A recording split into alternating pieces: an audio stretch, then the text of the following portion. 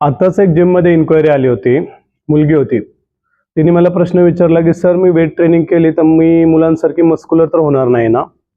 हा व्हिडिओ अशा मुलींसाठी आहे की ज्यांना वाटतं की मी वेट ट्रेनिंग केली की मी मुलांसारखी मस्क्युलर होईल. तर मसल बिल्डिंगसाठी टेस्टोस्टेरोन हा हार्मोन इम्पॉर्टंट असतो. तो मुलींमध्ये असतो पण त्याचं प्रमाण कमी असतं मुलांच्या दृष्टीने. त्यामुळं मुलींचे मसल्स मुलांसारखे बिल्ड होणार नाही. इनफॅक्ट वेट ट्रेनिंगचे बेनिफिट मुलींना जास्त मिळतात, कारण की मुलींमध्ये इस्ट्रोजन नावाचा हार्मोन असतो, त्याच्यामुळे त्यांचं फॅट पर्सेंट थोडं मुलांपेक्षा जास्तच असतं. जेवढं तुमचं फॅट पर्सेंट जास्त असेल तेवढं तुमचा मेटाबॉलिक रेट स्लो असणार आहे.